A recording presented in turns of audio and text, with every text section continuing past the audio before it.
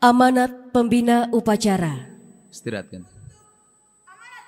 Istirahat di tempat.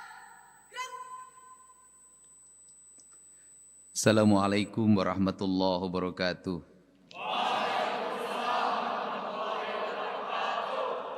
Sampurasun. Saudara Wakil Gubernur Jawa Barat yang saya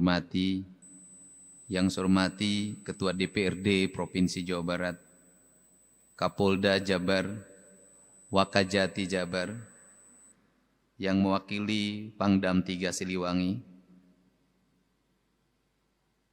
Pamen Ahli Pangdam 3 Siliwangi yang hadir pada kesempatan pagi hari ini, Saudara Sekretaris Daerah Asmin Karkop Gartab 3 Bandung, ada Bupati Bandung Barat, para perangkat daerah di lingkungan pemerintah Provinsi Jawa Barat, para pengurus Purna Paskibraka, Direktur Utama PT KCIC, Direktur Utama PT Bela Putra Intiland, para undangan, orang tua dari petugas upacara yang akan mengibarkan sangsaka merah putih yang dilangsungkan pada hari Minggu 17 Agustus 2025. Pagi hari ini adalah pagi yang bersejarah, yang merupakan catatan yang sangat indah dalam perjalanan Anda sebagai generasi muda Negara Kesatuan Republik Indonesia. Generasi muda Jawa Barat, dari sekian banyak orang yang mengikuti seleksi, Anda semua adalah orang-orang, siswa-siswa, para kesatria terpilih untuk mengibarkan sangsaka merah putih. Simbol pengibaran adalah merupakan hal yang menjadi kelaziman dalam kehidupan berbangsa, berbudaya, dan beragama. Dalam kehidupan berbangsa ada yang disebut dengan lambang negara. Dalam kehidupan berbudaya ada yang menjadi lambang daerah. Dalam kehidupan beragama juga ada lambang dan simbol-simbol agama. Seluruh lambang-lambang itu selalu kita sakralkan dalam setiap waktu. Selalu kita hormati. Manakala direndahkan, manakala dilecehkan, maka gemuruh perlawanan dan kemarahan akan bergema di seluruh daerah, di seluruh Nusantara, di seluruh hati setiap manusia yang meyakini terhadap simbol-simbol itu sebagai lambang kesucian, lambang keadilan, lambang kearifan, lambang kebijakan. Itu adalah konsekuensi karena hidup diisi dengan simbol. Ada simbol warna, ada simbol busana, ada simbol ikat kepala, ada simbol alas kaki. Hidup adalah simbol. Tetapi kita tidak boleh berhenti pada simbol. Kalau kita hidup hanya membesarkan simbol tanpa memahami isi dari simbol itu, maka kita akan menjadi para pemuja tanpa makna. Tetapi simbol adalah lambang yang di dalamnya terkandung makna filosofi yang mendasar tentang makna merah, tentang makna putih, tentang makna keberanian berkorban, tentang makna mengabdikan diri totalitas, kata orang Sunda, tiluhur sausap rambut, tihandap saibas dampal, buk salambar getih satete, semuanya adalah dibaktikan bagi negara kesatuan Republik Indonesia.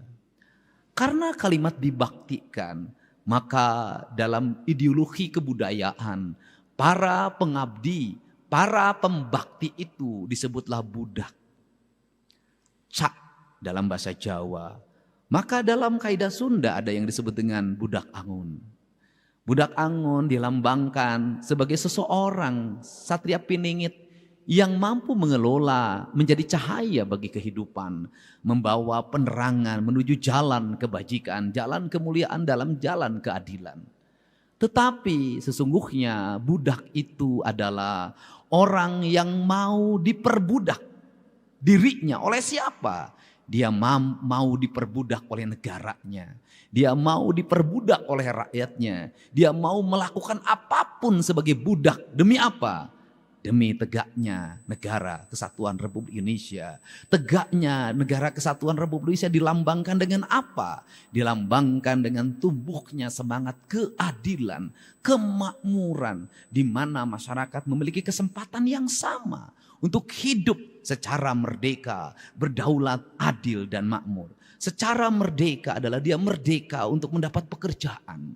Dia merdeka untuk mendapat penghidupan. Dia merdeka di jalan, jalannya tertib. Dia merdeka di rumah, rumahnya tentram. Dia merdeka di sawah, sawahnya tertata. Dia merdeka di industri, hak dan kewajibannya berjalan dengan baik.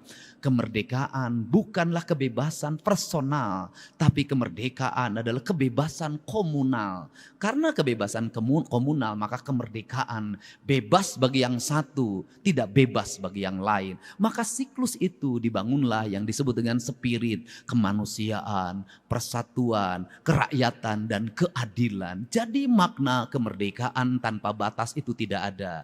Yang ada adalah makna kemerdekaan yang memerdekakan orang lain. Di jalan raya kita memacu mobil dengan tinggi pacuannya. Kita merdeka. Pertanyaannya adalah apakah kemerdekaan kita kemudian memperbudak orang lain?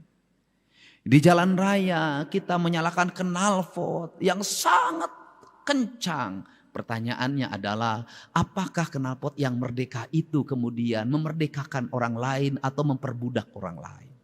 Membangun rumah punya kebebasan apapun, tetapi apakah rumah kita yang kita bangun itu memberikan penderitaan tidak bagi orang lain? Menguasai kekayaan alam hak kita, tetapi persoalannya apakah menguasai kekayaan yang sangat luas itu memberikan penderitaan tidak bagi orang lain? Kemerdekaan tidak bisa ditafsirkan secara sepihak. Kemerdekaan harus ditafsirkan secara kolektif. Dalam semangat apa? Dalam semangat konstitusi negara yang diatur dalam Undang-Undang Dasar 1945. Maka di hari kemerdekaan ini ada Pak Bupati Bandung Barat hari ini. Saya hari ini mengeluarkan surat edaran pada seluruh bupati wali kota untuk sifatnya ajakan, sifatnya himbauan. Karena setiap daerah punya otonom untuk menentukan sikapnya masing-masing. Himbauan dan ajakannya adalah pajak bumi dan bangunan perorangan yang tertunggak berpuluh-puluh tahun ke belakang agar dibebaskan. Terhitung pembayarannya hanya tahun ini dan ke depan. Ini adalah sintesa dari berbagai problem yang bergelut. Kenapa? Nunggu yang bayar nunggak ya tidak akan pernah ada. Tetapi membebaskannya agar dia ringan menjadi manusia yang merdeka. Kemudian membayar dengan hanya tahun ini jauh lebih meringankan. Itu sudah saya praktekkan dalam pembayaran pajak kendaraan bermotor. Ini spirit pemimpin menangkap gejolak yang terjadi. Keinginan yang berkembang. Untuk itu saya minta pada saudara-saudara semua. Adik-adikku, putraku semua bangsa. Beberapa tahapan akan Anda alami sebagai manusia. Sebagai generasi.